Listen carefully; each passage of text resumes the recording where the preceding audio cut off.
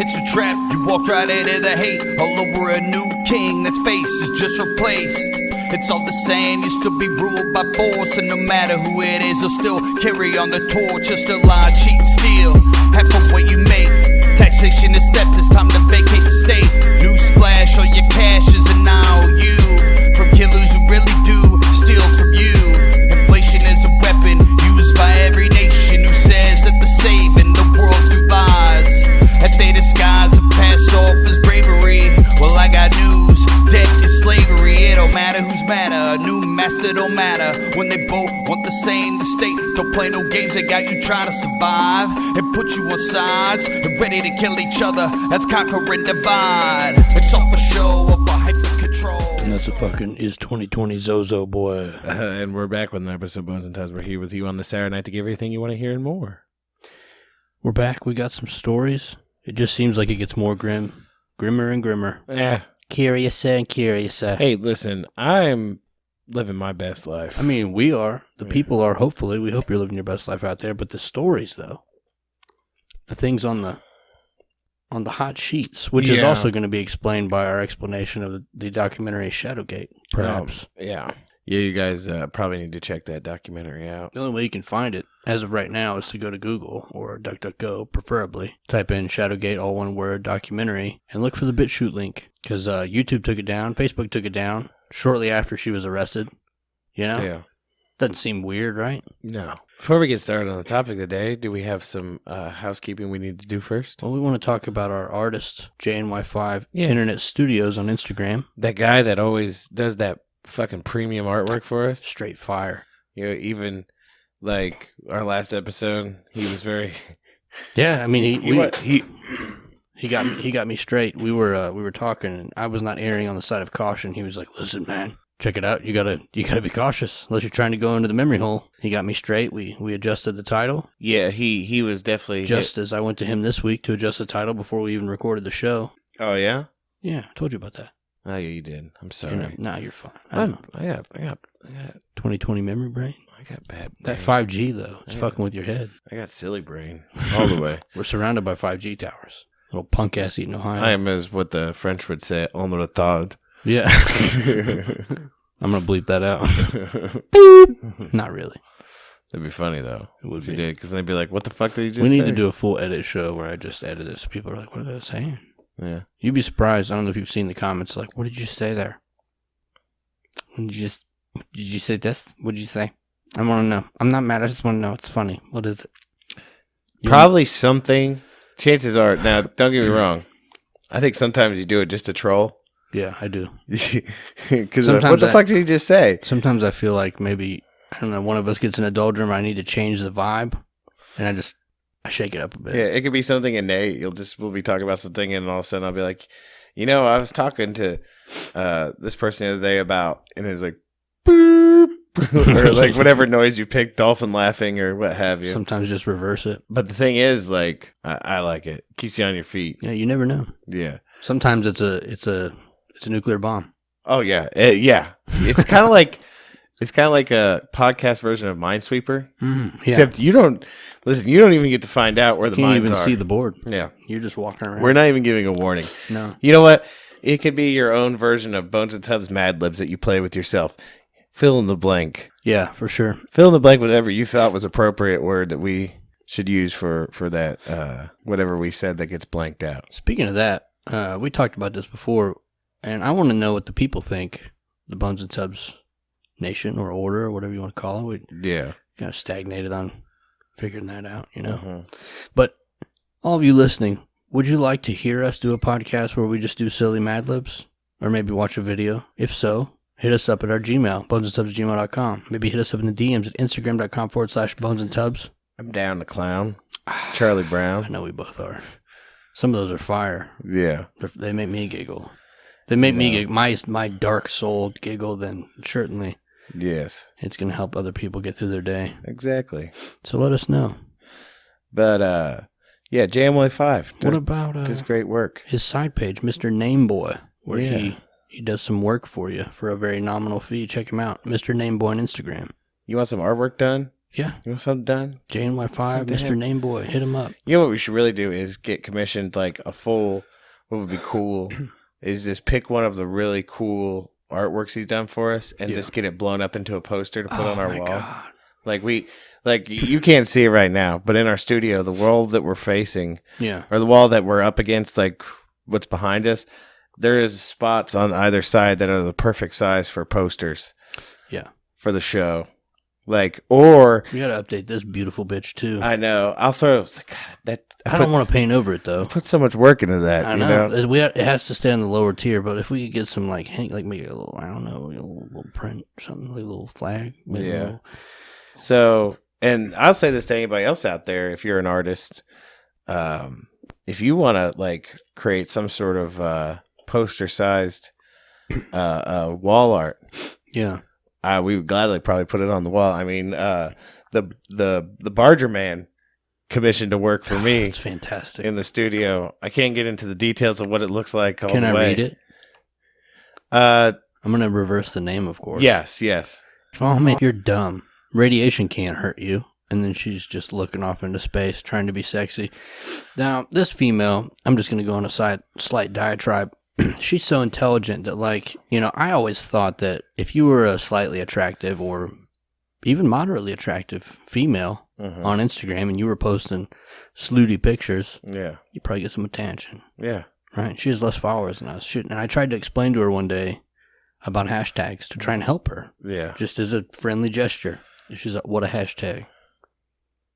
And I was like, oh, okay. I tried to explain it. I tried to explain the basic terms. They're like buckets.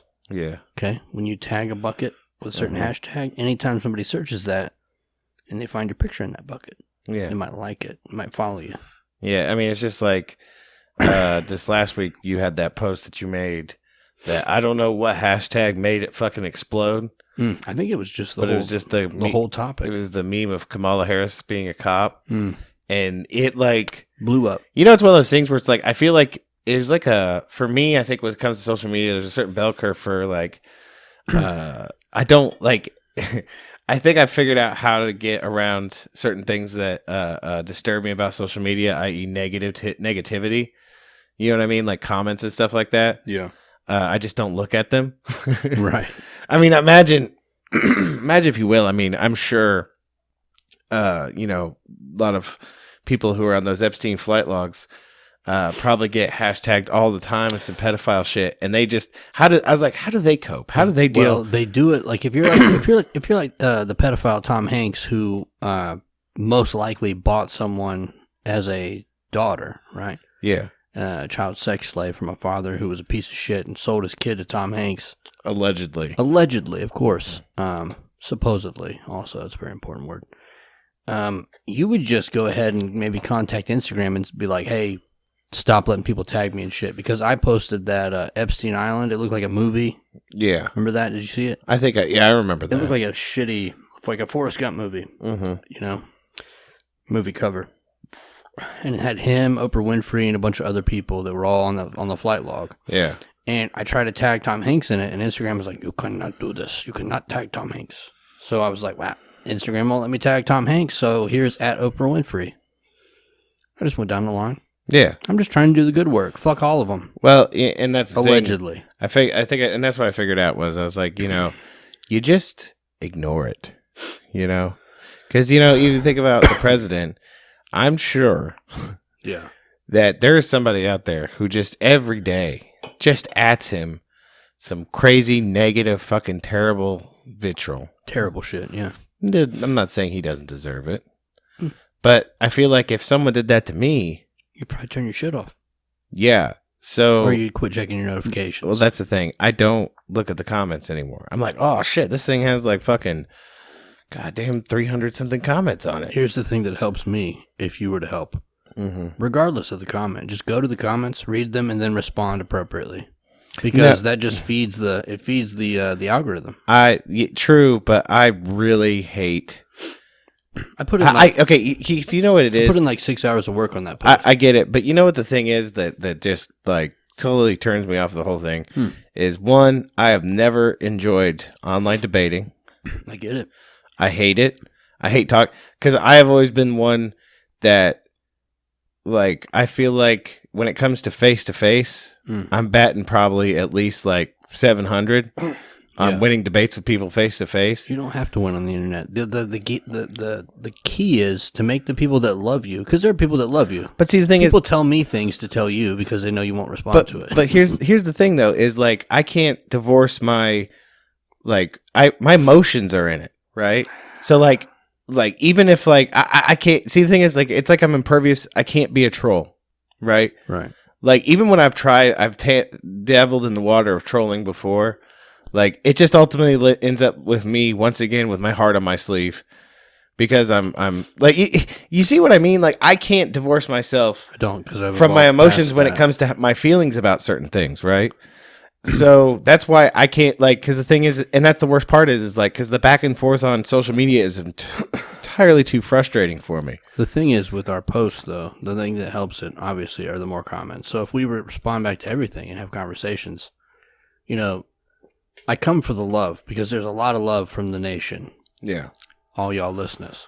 They like, putting out their happiness. They like letting us know, like, it was funny. We like that shit. Yeah. I like letting them know how I feel about it, or maybe just hitting them with some emojis to make them feel a certain type of way that I feel. And whenever I come across a hater, I poke the bear because I want the bear to talk more on the comments. Well, see, to drive the post. That's true. And I'm glad you can do that aspect of it because that's just not me. Because the thing is, like I said, my emotions go into it, and I just end up saying scornful, mean shit that in real I would never say in person. And that's what the other thing I hate about the internet. Half these motherfuckers would be fucking straight cowards in person about their opinions. That's fine. Or like they only feel strong in groups, kind of like Antifa. I'm just trying to get us to the level of fame where more people can be awake and we don't have to go to the factory of sadness anymore. I get it, but let's put it this way. I mean, like when it comes to, this, like, hate and whatnot, like I said, Antifa before, you never see one Antifa person by themselves. It's always a group. Yeah, because they come from the same generation of crack babies we talked about earlier. Well, that's the thing. People who talk that boldly will only talk that boldly knowing that there's other people that think like them around them. An army of shitty fighters behind them. You might be able to take out 6 or 7, but 10 of them are going to whoop you. Yeah. So it's that being said, we had this morning. Still a coward. Because here's the thing, total coward. If you were like all the way, you stood up to the courage of your convictions. First of all, your ass wouldn't be in places where your opinions are already kind of accepted, like an echo chamber. Exactly. Yeah. You would go to somewhere where your opinions are not accepted, and you would start espousing that shit. You'd stand on top of your tiny little soapbox you built yourself, and you would scream it from the mountaintops. Yeah. Come to my neck of the woods, right? Yeah.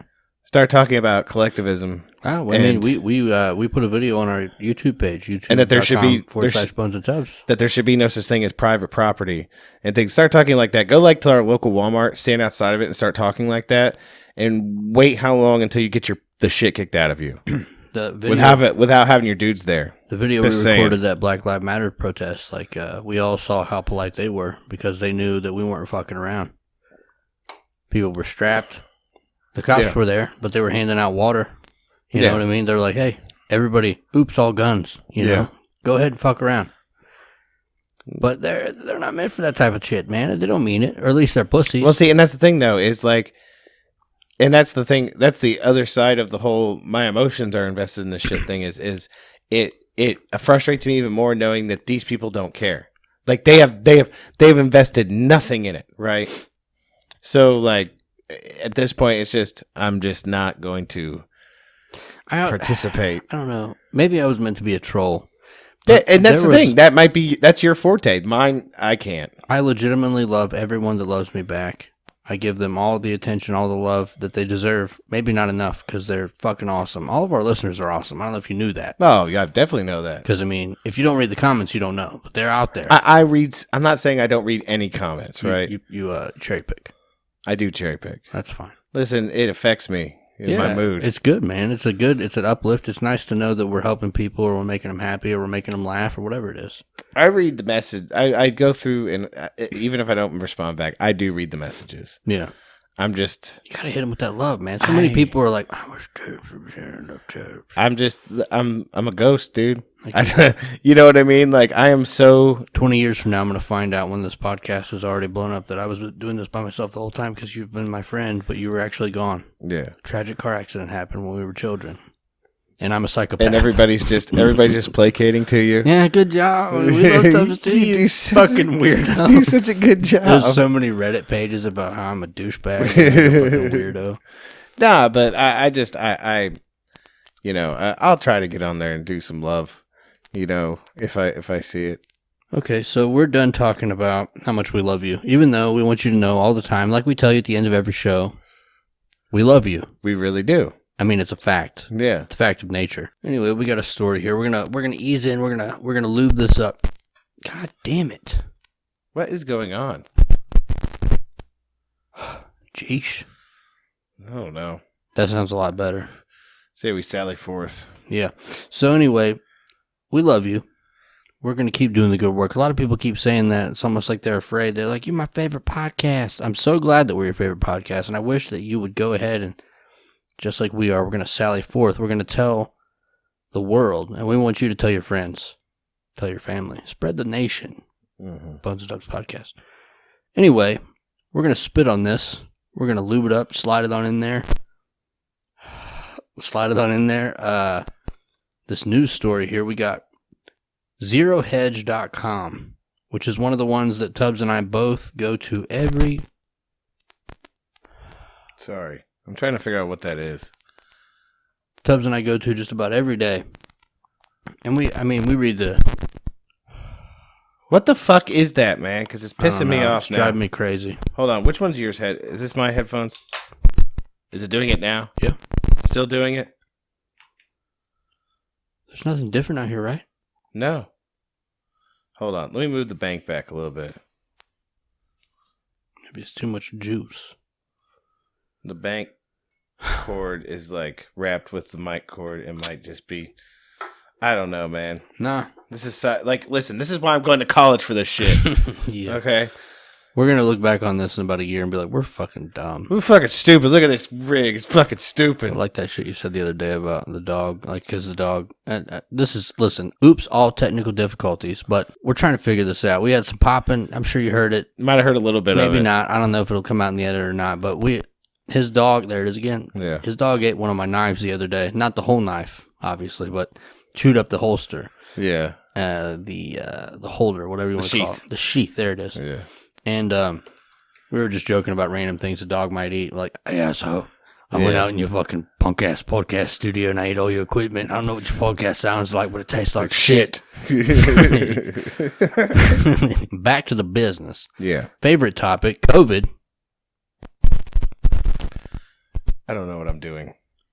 COVID-19, if you haven't heard about it, if you haven't been to the grocery store lately or walked out of your fucking house or had to been putting a tampon on your face to go into a goddamn store. Anyway, by the way, we sell masks that... have Bones and Tubbs logo on it. Yeah. Anyway, it's on our Instagram. Check it out in the bio. But anyway, spit on it, slide it in there. ZeroHedge.com. Title, Renowned European Union scientist, COVID-19 was engineered in a China lab. Effective vaccine unlikely. It will not be possible for the Dr.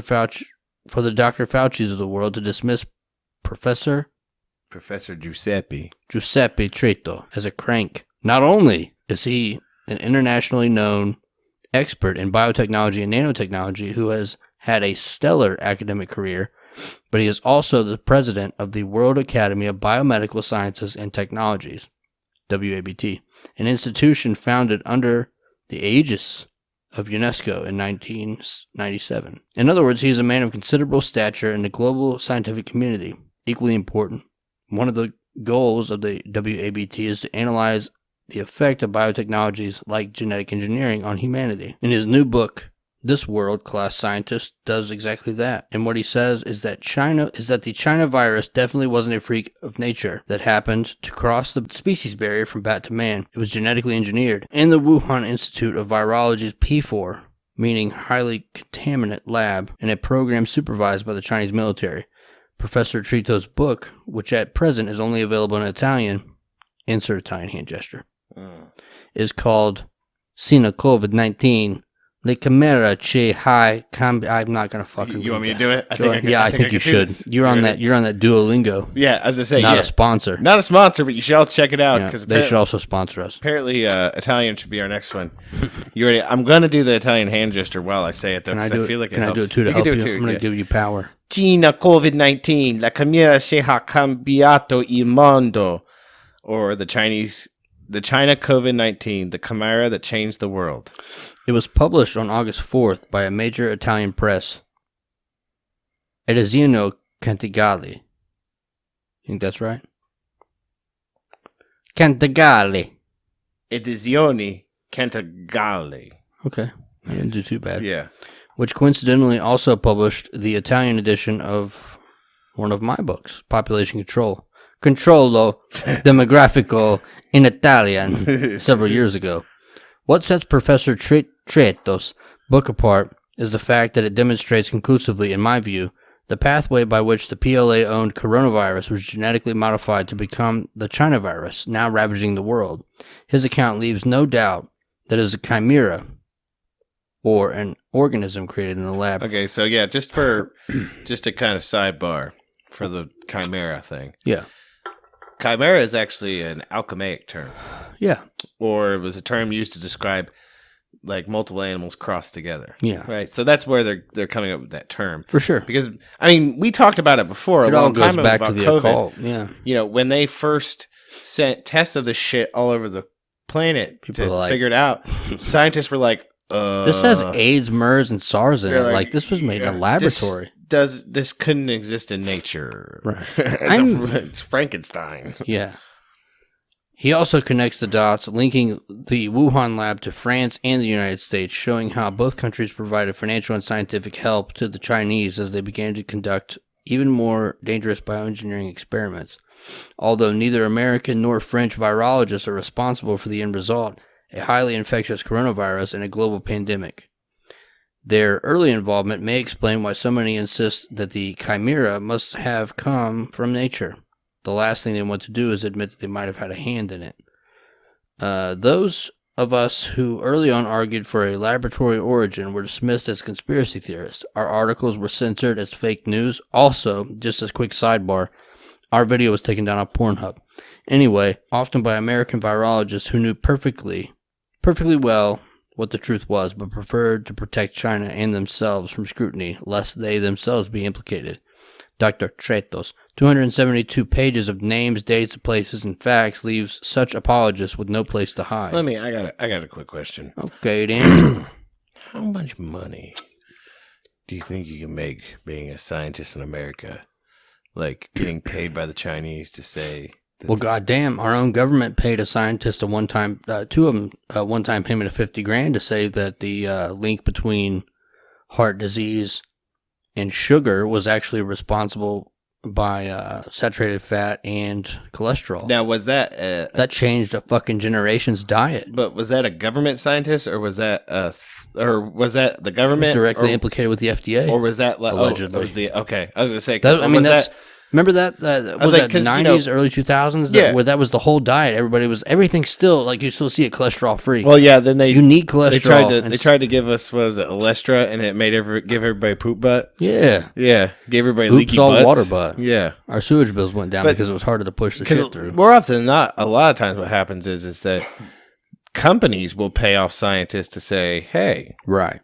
But, I mean, if you're saying the FDA is implicated... That was back then, but right now, like, we've talked about it a million times here recently, that corporations and government are virtually the same thing. Yeah. What are we in now? What are we kidding? A corporatocracy? What was the word we decided on before? I mean, most people would just call it an oligarchy.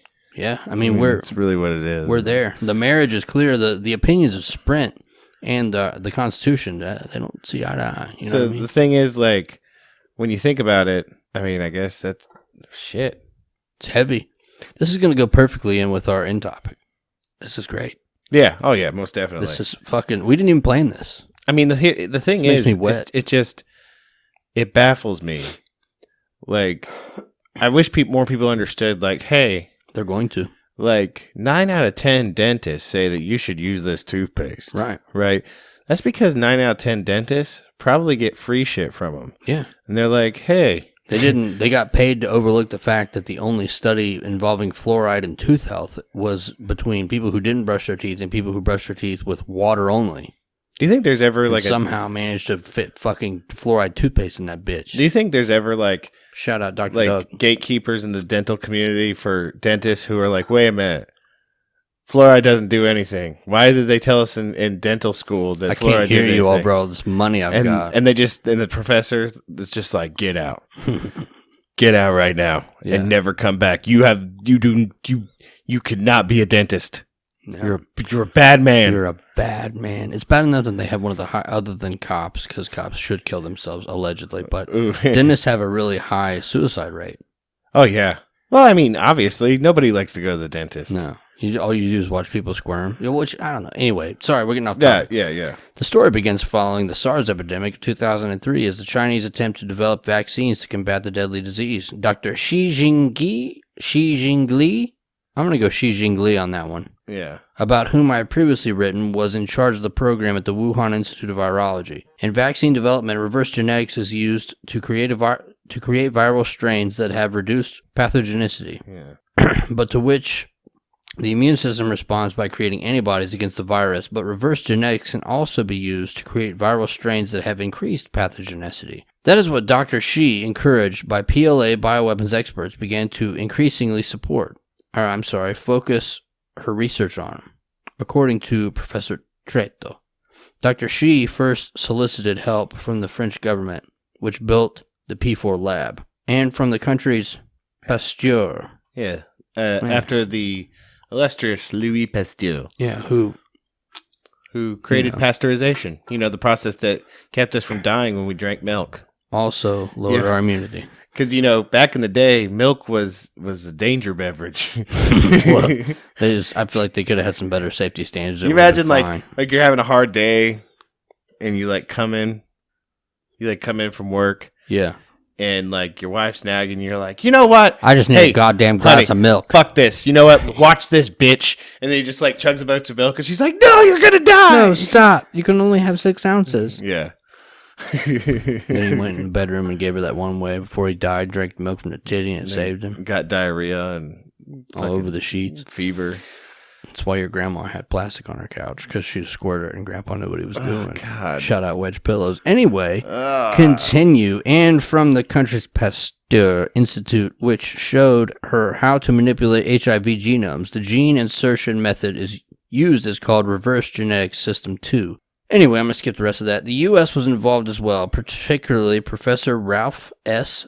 Barrick from the University of North Carolina, who was on the receiving end of major grants, the National Institute of Allergy and Infectious Diseases. This is, of course, Dr. Anthony Fauci's shop.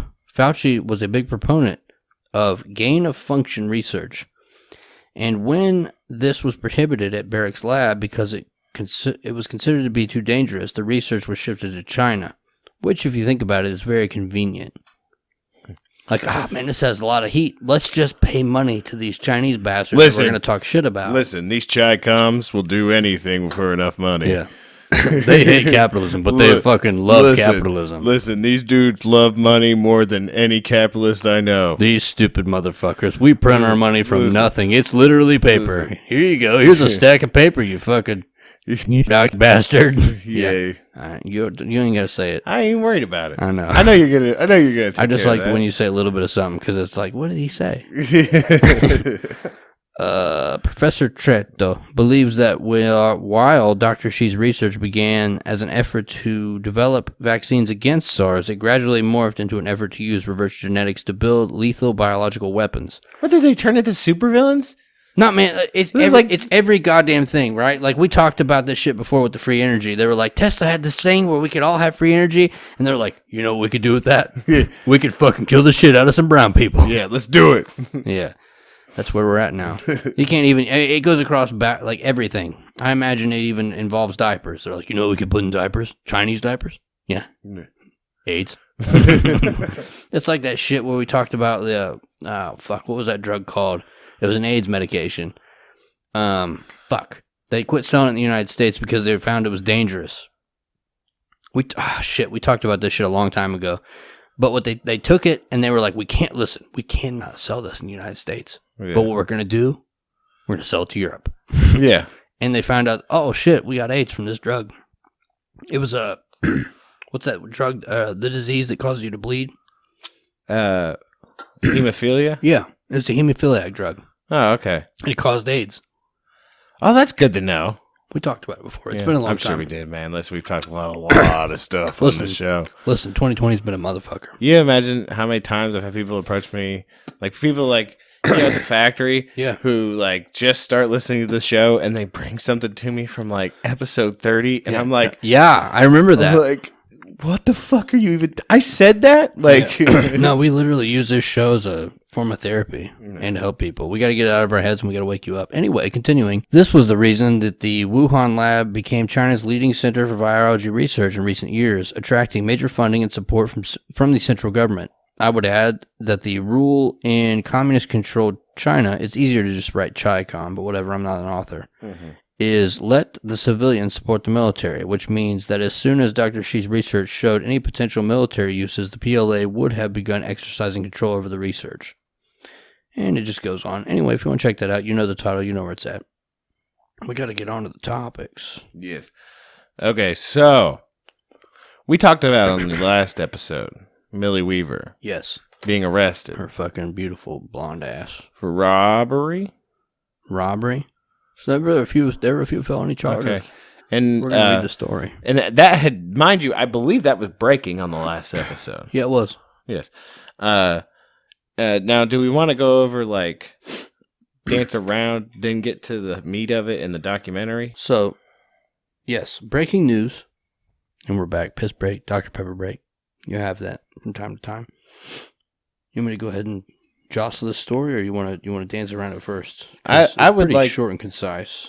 What, the article? The article is fairly decently short, or maybe not.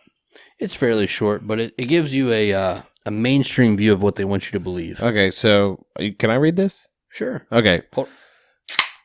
But just to preempt, she was arrested, and later in the week, her boss, Alex Jones, from Infowars.com, fired her. Yeah. The champion of free speech. Fired her. Yeah, he got rid of her. Just let that sink in for a minute. So basically what you're saying is the timeline of events goes, Millie Weaver works on documentary. She's about to release documentary. She releases trailer for documentary to build hype. Yeah. She gets arrested on what the police on a recording called a secret indictment from a grand jury from something that happened fucking months ago. Yeah. Right? She goes to jail and then she's summarily fired. By Alex Jones. And all of these things are organic. But the documentary's out now. Yes. It's called Shadowgate. You could find it on BitChute. And we're going to talk about it here in a minute. But first I'm going to read this article from... I think I chose the Cleveland one. Cleveland? Is this just called Cleveland? It just says Cleveland. That's what the URL says. Cleveland.com. Okay, this is from Cleveland.com. The headline reads, Infowars, Millie Weaver, boyfriend and brother threw mother to the ground and took her cell phone, police report says. This is from the 18th of August. Cleveland, Ohio. The felony charges against Infowars correspondent Millie Weaver stem from an April incident where Weaver, her boyfriend, and her brother grabbed her mother, threw her to the ground, and stole her cell phone, according to a police report of the incident released Monday. Weaver's mother, 51-year-old Felicia McCarran, told Portage County Sheriff's deputies on April 25th that she was recording audio of the trio verbally abusing her when they saw her cell phone in her back pocket and attacked her. A copy of the report obtained by Cleveland.com shows the report contains written summaries from two deputies who said that Weaver, her brother Charles Chuck Weaver, and her brother Gavin Wentz, her boyfriend Gavin Wentz, gave conflicting stories that contradicted evidence at the scene. The story did not stand up to basic scrutiny in the form of basic investigation, the report says. Excuse me. The report obtained Monday by Cleveland.com provides a window into the case against Millie Weaver, who was charged by secret indictment over... I'm going to finish reading this, and then I have to fucking express, you know? You should. by secret indictment in July with robbery, tampering with evidence, obstructing justice, and domestic violence. The trio arrested on Friday and held at the Portage County Jail until their Monday arraignment where they pleaded not guilty. They were issued $20,000 bond and released on their own recognizance. Her arrest spurred online conspiracy theories that her arrest was on charges of stealing government documents. Then an intimidation tactic meant to silence a video that she was set to release online. The video was released hours after her arrest. Portage County prosecutor Victor Vuglucci said Monday that he didn't know who Millie Weaver was before arrest and that the case had nothing to do with her political beliefs or whatever she chooses to publish.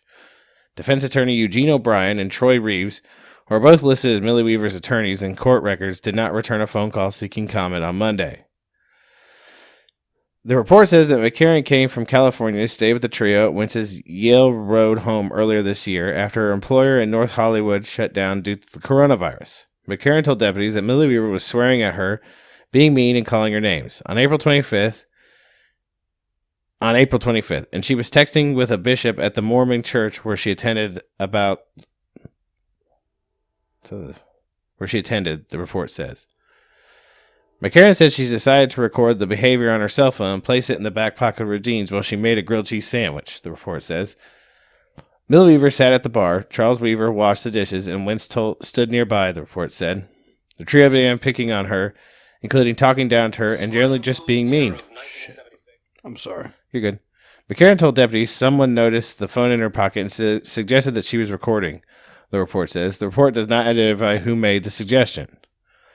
McCarran said Wentz told Charles Weaver to grab her, and the two grabbed her arms. McCarran said Willie Weaver joined in, and all three wrestled the mother to the ground. McCarran said, according to the report, McCarran said she tried to kick and punch while they were on her. The cell phone fell out of the pocket, and someone grabbed it, the report says. McCarran then ran out of the house and said that she was going to call the police. She ran to a neighbor's house and dialed 911. The report says that both McCarran and the neighbor saw Charles Weaver run to the edge of the woods behind the house and return almost immediately as McCarran was on the phone with deputies. McCarran suspected her son was trying to get rid of her cell phone, the report says. Deputies got to the home and spoke to Millie Weaver, Charles Weaver, and Wentz in the driveway. According to the report, Millie Weaver told deputies that her mother was mentally ill and unreliable and had become aggressive and pulled a knife on them, the report says. Millie Weaver told the deputies that McCarran lost her cell phone 2 days earlier and that may have triggered her to act out. A deputy later called the phone and it rang several times before it went to her voicemail, the record says. The deputy noted in the report that Millie Weaver paused numerous times and seemed to be thinking of the details as she spoke, and that whenever the deputy asked for a specific detail of the incident, the trio paused and looked at each other before one spoke, as if looking for the right answer before one would provide an answer. Charles Weaver confirmed to the deputies that he ran to the woods. He said he was checking on a drainage issue in the yard and agreed to show them the area, the report said. The deputy noted that Charles Weaver first said he made the check about an hour before deputies arrived before the incident involving McCarran. The report said he later agreed that it was after the incident. As the pair was walking, the deputy said he asked Charles Weaver why there were no footprints in the mud other than the ones they were in the process of making, and he answered only that he was jogging earlier. Wentz told another deputy that the flooding issues were in a different part of the yard from where Charles Weaver had taken the deputy. I'm not saying the report said it anymore. You're right. The deputy also asked Charles Weaver if it was odd that he chose to check on a drainage issue after McCarran ran out of the house screaming that she was going to call police. He answered that nobody thought McCarran would actually call the police. Charles Weaver later said that McCarran has a history of calling police at places she's lived at in the past. How much longer is this? It's not terribly long. Yeah. This is a interesting part of this article. It's completely different than some of the other articles I found. Mm-hmm. That's why I chose that one. Yeah. The deputies confronted the trio on the inconsistencies in their stories, and they said they did not believe they were telling the truth. All three insisted they were telling the truth. One of the deputies told them that they could face charges based on what McCarran said, and Wentz said he wanted to speak to an attorney. The report says the deputies told Wentz he was not in custody and was free to walk away at any time. The report also says that Millie Weaver complained to the deputies that they were standing with an aggressive posture while they were interviewing them. They probably saw a dog somewhere nearby and they wanted to shoot it. The deputies know that they were standing casually with their hands clutching their vests. They asked Weaver how she would like them to stand, and she did not provide an answer. After the trio went back inside and the deputies were preparing to leave, Wentz and Millie Weaver then returned from their homes, recording cell phone video, asking deputies for their names and badge numbers. Wentz later called the sheriff's department several times to complain about the deputy's actions, claiming that they did not read him his Miranda rights. The report said the deputies told Wentz several times that he was not detained in any way. The report also said that Wentz acknowledged while making the complaint that he did not provide all the details to the deputies because they were embarrassing. So if you want to move on from here, we will. Because you've already written we've already read the things that I wanted to be read from that article. Okay. So the reason why I chose that article is because I read 3 or 4 national news stories, maybe even from another country news stories. These BuzzFeed types, always trying to get the shit out first.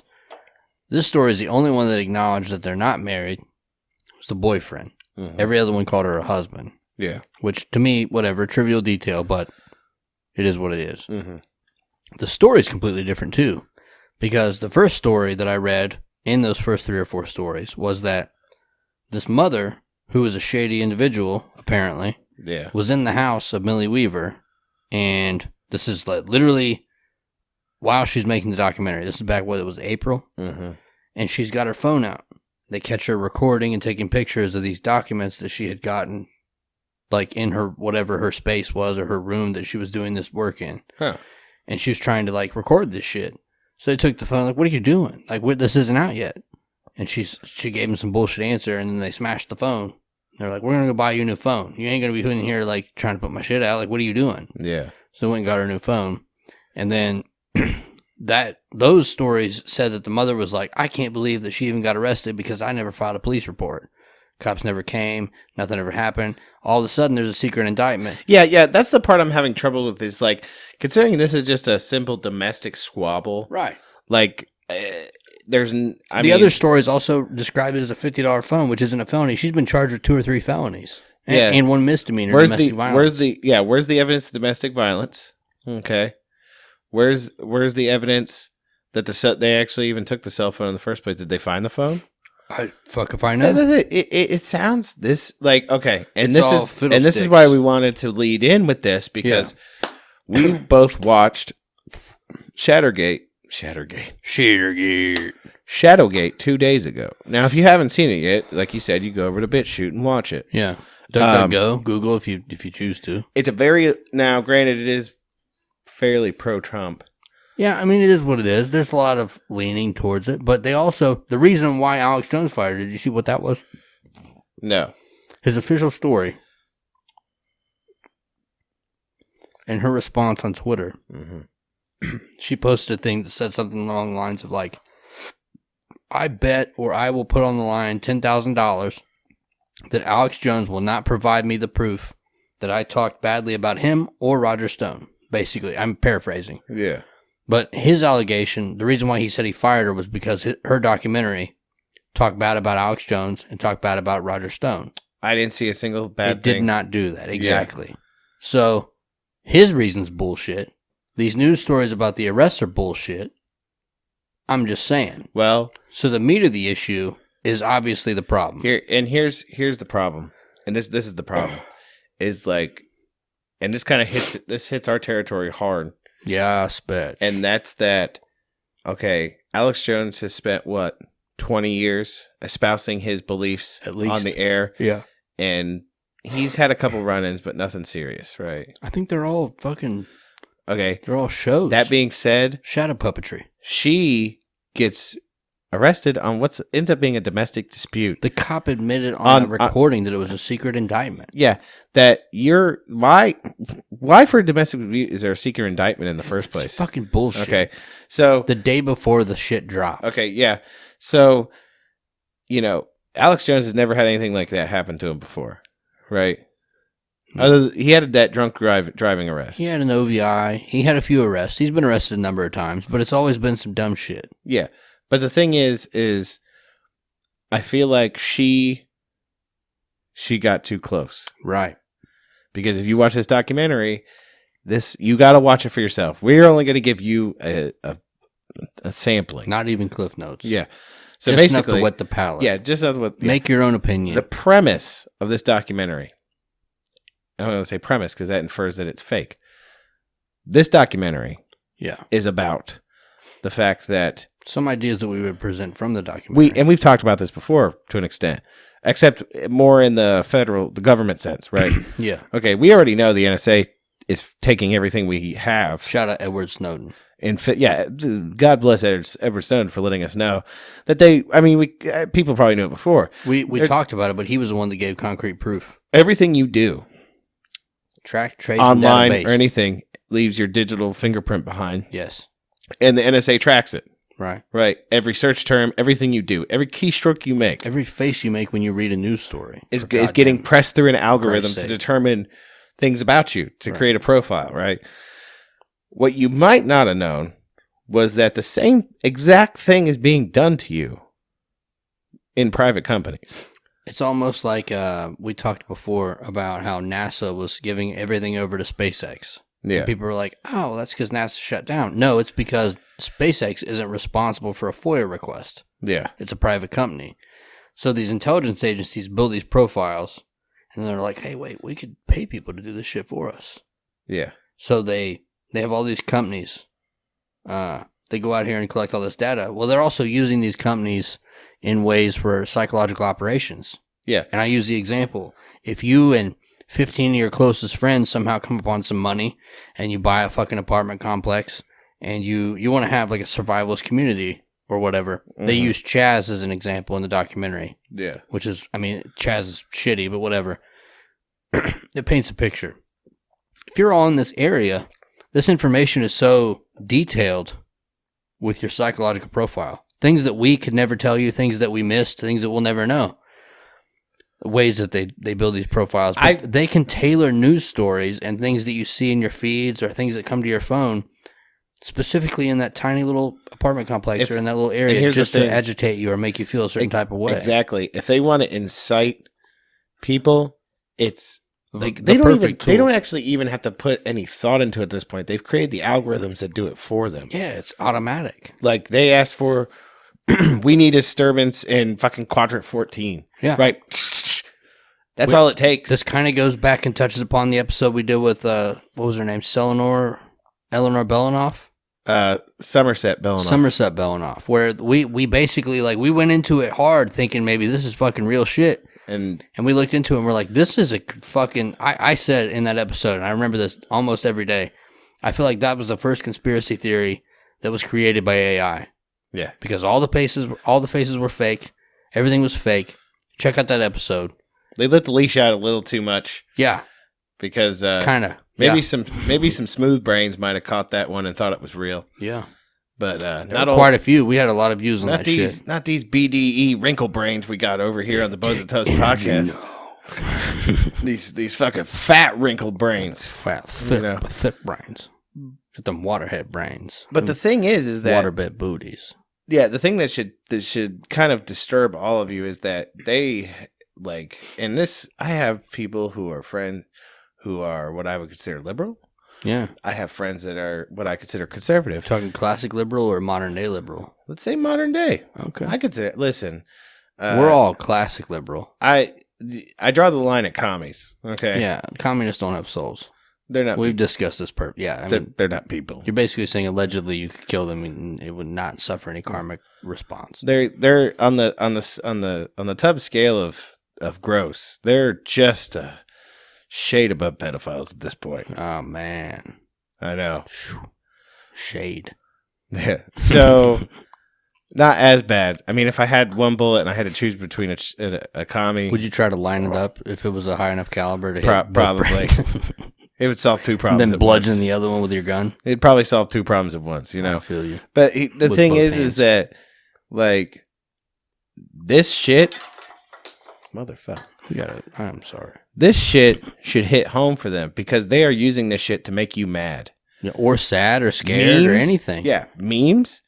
They've created memes solely for the purpose. We talked about that too a long time ago. Remember that? Yeah. That we named the dollar amount. I can't remember the episode or the amount, but they had an entire department created for fucking meme making on tax dollars. Sorry to interrupt. They still haven't hired us. You pulled that drawer out. Yeah, they still haven't hired us. But the thing is they're using these tools to manipulate you. Why? Because it's the simplest solution is the left-right paradigm. Yeah. Right? It keeps you all angry at each other instead of looking at the archons above and being like, they're the fucking problem. These controllers. Because when you look at these cocksuckers, right? Yeah. Like, case in point, fucking, everyone suddenly, like, I'm not going to say everybody, but I'd say at least 50% of people on the left who are voting for Joe Biden, like, oh, he's going to make things better again, and he's going to do this, he's going to do that. This motherfucker has been in politics for 47 motherfucking years. Yeah, he hasn't done a goddamn thing. He hasn't done a goddamn thing. Actually, he did create gun-free zones. Yeah. Which is good. He also is one of the forefathers of modern criminal justice. Yeah. Tell me that works like a fucking well-tuned machine. I have to assume, but I feel like it's a solid assumption, that Joe Biden has indirectly or directly locked up more black people than we have, or anybody in the Bones and Tips Nation. Yeah. So, that being said, I mean, you can say Trump's been a part of the system for X amount of years too. You know what I mean? Like, okay, these people aren't, like, they want us to, it's like, it's goddamn WWE. I'm sorry if I broke anybody's heart right now, but WWE is not real. But the thing is, like, it's just, I don't understand how, like, people can't just, like, break away from this. And you know what the fucked up part is? You talk to individuals and you say this shit to them and they'll wholeheartedly agree with you. But then, like, it's like some sort of weird herd mentality thing. When they get in a group, they get real fucking stupid. Yeah, they get that group thing going on. Shout out George Orwell. Like, I don't understand it. But, like, with Shadowgate, you guys have to go check it out. Yeah. Right or left, right or wrong, you got to watch it. I don't even know. Like, I watched it. I would suggest try to cut it into 2 parts. Watch one half, watch the other half. Watching the whole thing at once was a overload. You know what's crazy too? The news stories. We were talking about the difference, but the one that I had, the one that you chose to read, that I chose, the Cleveland one, versus the ones that were everywhere, all over the place. They're 2 different stories, right? Well, as soon as this documentary dropped, they had fucking everybody, all these fucking goddamn news sites putting out these hit pieces about how she picked nut jobs and how she promoted conspiracy theories, which was a term created after JFK was assassinated. If you don't believe that he was killed by Lee Harvey Oswald, you're a conspiracy theorist. It's created by the CIA. Anyway, they hit hard, and it only rang true of Project Mockingbird. Oh yeah, well, all and that's this the shit thing. Came out at the same goddamn time. They basically explained the premise of Project Mockingbird, except in a private sense. Yeah. Like private corporations. They've just expanded into the private sector. Because the thing is, like, and I'm sure a lot of people have seen it before, where some big news event happens and someone takes a clip from like 30 different news agencies, all using the same wording to explain things, right? Right. Or like with, say, like COVID, you've heard the new normal how many times? Yeah. That came propaganda. That came from a think tank. Right. Who just basically, all they do is, like, imagine, if you will, like, everybody who's listening probably has a job, and everybody who's listening probably at their job have received a memo before from the top, right? Yeah. Imagine, if you will, that's all they're really doing. They're Trickle down thoughts. They're like, they type out their memo and they send this shit out to all these news agencies, which are basically under the same umbrella, right? In one way or the other. They all read the same goddamn and they don't even have enough fucking good sense or know-how to, like, maybe shake it up a little bit and change it. Change some shit. Yeah. Yeah. It's crazy. They just use the same shit. Like, you literally put no thought into it. I forget the term. I want to say we've shared it on the Facebook page before. It's something like, if you go to YouTube and you type in all media is the same, you get a fucking 4-minute video of all these different local, like Channel 7 here, Channel 2, whatever, wherever you guys are, you know what I'm talking about, the local news and the national news. And they start on one, and they continue with the others, where the other one left off. And then they play them all at once, and it's all the goddamn same. It's like 144 different news channels that are all saying the same exact script. Well, it's a part of a narrative thing, too. Like, say, for example, they need something, right? And they need something to use for their purposes. I can't breathe. So, yeah. So they wait for something to happen, right? Or, if they make something happen, they make something happen. They make sure they like I said, it's like a memo. They pump it out, and fucking everybody shows it. I'm gonna go ahead, and it's out there, right? Yeah. And then they wait for they use the right words and the right way to do things to make a reaction. Yeah. Right. So then once the reaction happens, then it's a matter of the memo comes down again and says, all we want you to do is videotape this reaction. Yeah. And then show it back to the people. Make them watch it over and over again. So now you're going to see, and it's a division tactic, right? Yeah. Because because when people see that footage, you're going to probably think there's going to be two types of thinking on it. They specifically crafted it to have a divisive 50-50 split. They don't even want to show you probably 99% of the demonstrators or the protesters were peaceful. Right. Right. They literally focus in on agent provocateurs. They focus in on the destruction and those things, because here's the thing, because you're going to get that division element to it. Yeah. Because you're going to have two reactions to it. You're going to have the people. It puts you back in the box of right and left. You're going to have the people that are like, that destruction is justified. And then you're going to have the other side that's like, no, fuck that. Then you got stupid motherfuckers talking about a child getting shot by a fucking, just because he was black, it was okay to shoot a white kid. You know what I mean? Well, yeah. Well, that, okay. Further direct, it's all propaganda. And that's the thing. We didn't really talk about that incident on the show last time. Right. But the reason I feel horrible for that family. I really do. I mean, we've talked before about. Here's what if you want to break it down into race. But here's the thing. Now, I'm not even gonna. This thing. It's a evil man committed an evil act. Yeah. Okay. But here's the thing. Nothing. And this is what I'll raise about that whole thing, and the reason why. Like, I'm not. I mean, I feel terrible for the family. Right. But here's the thing. Okay. The evil man who did that wasn't immediately arrested. And justice will be served upon him. Right. Okay. Now let's move the frame here. So let's take, for example, in Kentucky, Breonna Taylor. Mm-hmm. She was sleeping in her bed and she got shot. And those cops are still roaming the streets free, getting a paycheck, pulling people over. Okay. So feel sad. You can feel sad. But the thing is that event, yeah. But the thing is, justice was served for him, even though it's a shitty event. It's a terrible thing. Justice is going to be served for him. His family will get their day in court. You can't ignore. It's not an individual event. It's systemic. It's a systemic problem. The system is broken. Yeah. You have, like you said, the same system doing that shit to Breonna Taylor. Yeah. So, and she receives no justice. As far as and that's why, like, when people bring it up and try to politicize this shit, I'm like, why? Okay, this isn't what, like, the family is grieving. Right. They're mourning. Right. And granted, there's probably a very tiny 0.00001% of the population that's trying to say that this dude didn't do anything wrong. Right. But it is a very small, tiny, microscopic, very vocal minority. Yeah. Right. Most everybody else is like, no, fuck this dude. He's fucking evil. Most everyone. And that's the thing. That's why this to me is it's tragic, but it's a non-issue because everybody, for like 99.999% of the population, agree, fuck that dude. I think that about wraps it up. We got one more. Oh, we do? I'm sorry. Oh, no, you're good. If you have plans. No, you're good. ZOZO.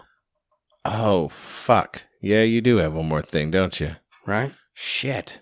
I was so glad you agreed with that one. Okay. I didn't think you would. That's why I sent it to your email. I literally sat by my computer and I looked at it and I was like, when's he going to respond? So the last thing we wanted to talk about today, that last like 5 minutes is probably going to have to be just eaten all the way. That's fine. That's why I apologize. I'm sorry, everybody in the Bones and Stuff Nation. We told a real life story from our lives, but we had to protect certain elements of that story in order to tell it. Yes.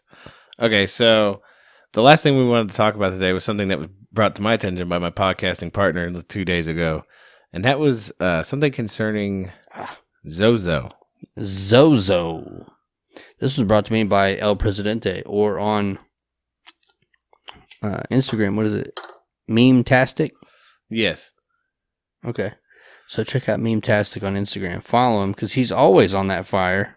He makes me feel like a piece of shit sometimes, looking at his story. He always posts that fire, and he gives me the drive to push forth. What did you say earlier? Tally on? Tally ho. Tally forth. Sally forth. So I'm going to read this. Forgive, or I might correct the grammatical errors. I cannot judge him. Sometimes you just got to put out that fire. I'm going to read this whole page, if you're fine with that. Maybe not the whole page. I'm going to try my best. This is from Darren Evans Paranormal.blogspot.com. Darren Evans is a paranormal researcher from Tulsa, Oklahoma, featured on Travel Channel's Ghost Adventures on multiple episodes and the series A Haunting. Darren stars himself in the motion picture I Am ZOZO, and is most notably known for exposing what has become known worldwide as the ZOZO phenomenon. This article was written on Monday, March 23rd, 2020. Is 2020 the year of ZOZO? He writes, in 2012, I published information that I had received several reports on ZOZO encounters on Ouija boards that foretold 2020 as apocalyptic. This screenshot is from my post entitled ZOZO 2012, and then he links to his story, which is timestamped 2012. So we are left with a lot of questions and not many answers. We may never know. One thing we do know is that it's still happening with increasing frequency. Recently, in some of the ZOZO encounters sent to me via the site, it seems ZOZO has some apocalyptic messages or prophecy, not for the year 2012, but instead the year 2020. After reading these, I noticed 2020 has a very similar name as ZOZO itself. Numerology, sigils, astrology, occult symbology are a few things that I use when I look into these topics. In several emails sent to me, descriptions of doomsday scenarios were revealed. In one account, ZOZO promised that there would be a great coma in 2020. Could this coma really mean corona? In another chilling email, a mom from Minnesota reported a session in which ZOZO said it would be born again in 2020 and that it was currently in a dream state, but would awaken from its slumber and cause the earth to shake. The following link describes a frightening Ouija session in which 2020 is mentioned. This session produced alarming references to the stock market crashing in China. The Ouija session also predicted that Donald Trump will be elected president. I'm going to link this in the description of our YouTube channel on youtube.com/bonesandtubs. On March 16, 2017, I tweeted the above caption. Many ZOZO encounters revealed that the end of days will happen in 2020. There will be an eclipse of that year. I had no idea that my mother would die on January 11th of 2020, during the first full moon of the decade and the year 2020, the same date as the lunar wolf moon eclipse. In 2016, I emailed Rosemary Ellen Guiley, co-author of the book The ZOZO Phenomenon. We had plans to release a follow-up project tentatively entitled ZOZO Prophecies 2020. Unfortunately, Rose passed away before we could process our findings. Then he posed a conversation between the both of them. The next picture is titled A Foreboding, and it shows him in a hospital bed looking super fucked up with a respirator mask on. On November 3rd, 2018, I was hospitalized with a severe upper respiratory infection for 2 weeks. I developed sepsis and began coughing up blood. Doctors tested me for influenza and it came back negative. Days prior, I had conducted a live Ouija session on the show Ghost Adventures. During the broadcast, the session was just getting started when ZOZO was spelled out.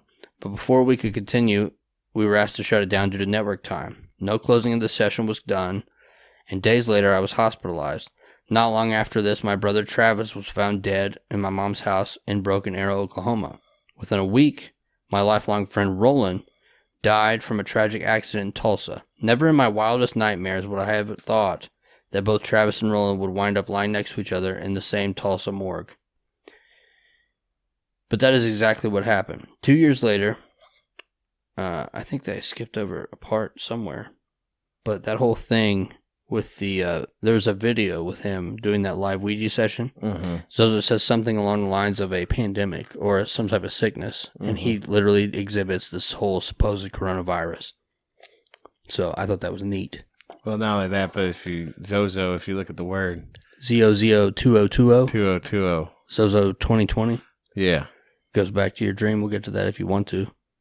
2 years later, we are in the grips of the worst influenza pandemic the world has ever seen since the Spanish flu in 1918. COVID-19 erupted in November of 2019 in Wuhan, China, days before the new coronavirus began its reign of destruction.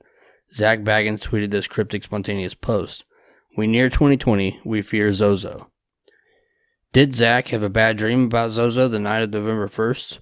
I find it ironic that he would tweet about a coming of 2020 and the fear about to hit the world days before the pandemic surfaced. Besides the ZOZO connection to 2020, what other sources predicted 2020 in the end days? The following Tumblr post had a destructive astrological prediction for 2020. Predictive look at 2020. The following film clip is from the 2000 movie Cecil B. Demented. Zozo is mentioned at least 3 times as a 3-headed dog that guards the gates of hell. And then you can play the video. This was 9 years before I went public with my research into the Zozo phenomenon. If Zozo was not known as a demon by modern society until 2009, how is it that the name Zozo was used in the film? Cerebrus is usually named to fit this demonic character. Then he goes on to Bible shit. Revelations 13 describes a 3-headed dragon emerging from the sea. Other 2020 predictions. A computer program called World 1, which was developed in 1973 at the Massachusetts Institute of Technology, or MIT, predicts 2020 to be the year in which a series of catastrophic events kick off a 20-year process of a slow demise of human civilization. According to a 1973 book by astrologer Gene Dixon, Armageddon will come in 2020, when a false prophet, Satan, and the Antichrist rise together against mankind.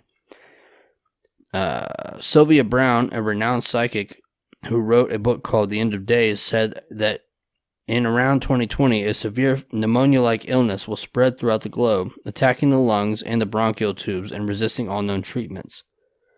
According to the Mayan calendar, 2012 was to signify the end of a great cycle of time, thought to be the end of the world. Stephen Hawking was interviewed saying that the Mayan calculation of 2012 was based on a miscalculation, that the true end of the cyclical time period is 2020. Here's a screenshot from a poem I found, published in 2010. The poem reads, "So my people bang the bells of survival. Let them toll.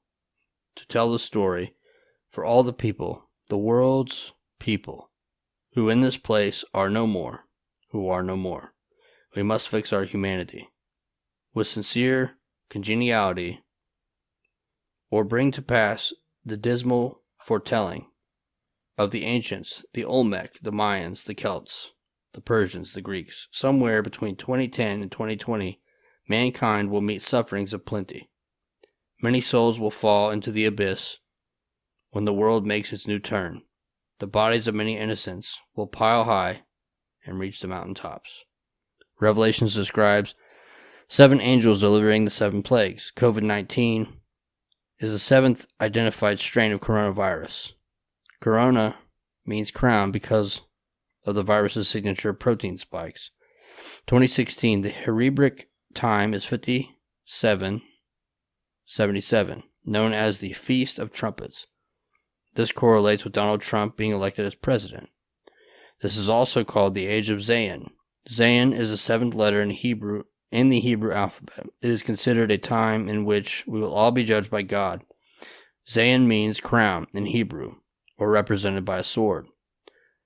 This time period ushers in 2020. The letter Z, thought to contain 2 inverted 7s as a letter, it has a dark history of being eliminated in early Latin, for the pronunciation produced facial grimaces called the rictus of death, resembling that of a freshly dug up corpse.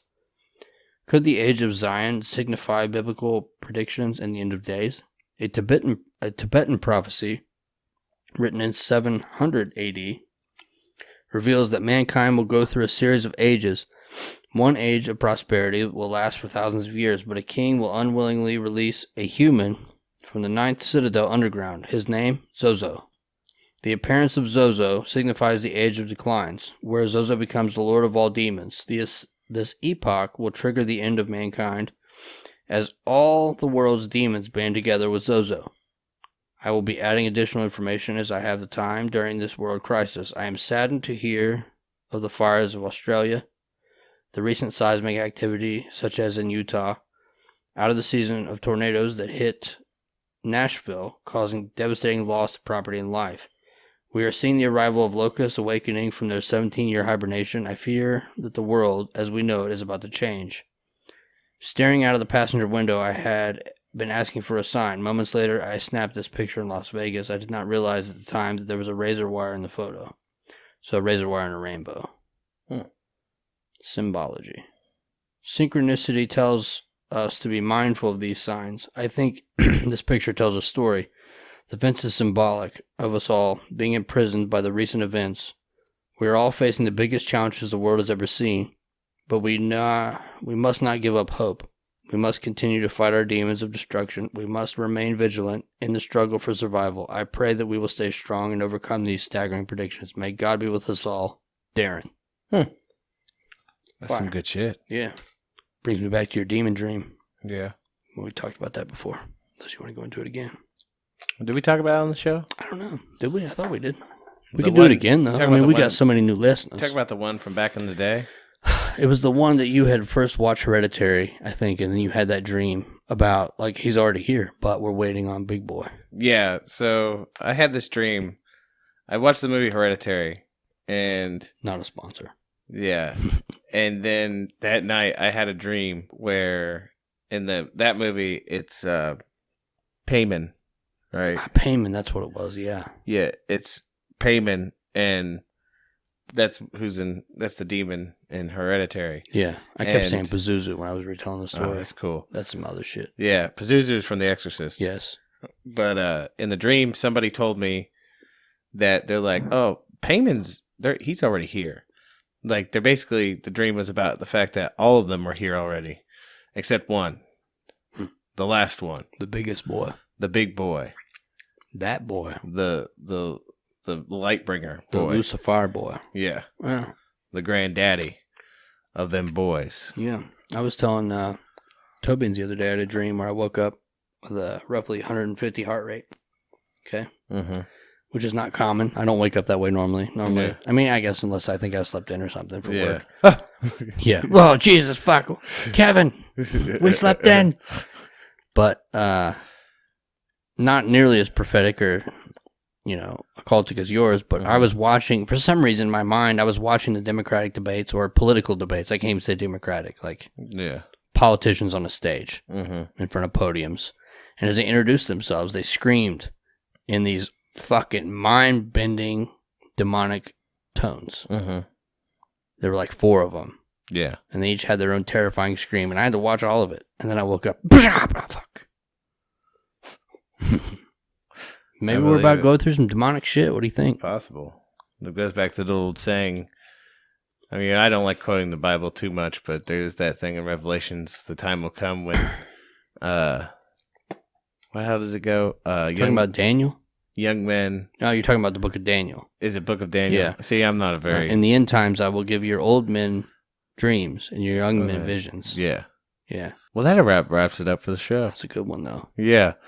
We'd like to thank y'all for listening. Yes. Hey, you know what? You need to go over check out JNY5. JNY5 Internet Studios on Instagram. Commission some artwork from that dude. Buy his shit. Yeah, it's great. Real. Game called shit. Call it art. It's art. Buy his art. We gotta thank Blood the Brave. Blood the Brave on Instagram, Twitter, and Facebook. BloodTheBrave.com. Check him out on Bandcamp.com. Yeah. He does our music. He's an anarchist. He's fantastic. Yes. He's the shit, though. You'd always get a hold of us. Instagram.com/BonesandTubs, Facebook.com/BonesandTubs, Twitter @BonesTubs, and BonesandTubs@gmail.com. There you go. And if you want to hit us up with some patronage over at Patreon.com/ guess what? Bones and Tubs. Bones and Tubs. We're also on Venmo, PayPal, and Cash App. Cash App, $, Bones and Tubs. Yes. So we'd like to thank y'all for listening. We hope you enjoyed the show. We hope you guys have a safe week, and we hope to see you guys next time. I hope you find this somewhere. Hit that share link and send it to everyone in your contacts book. We love you. We really do.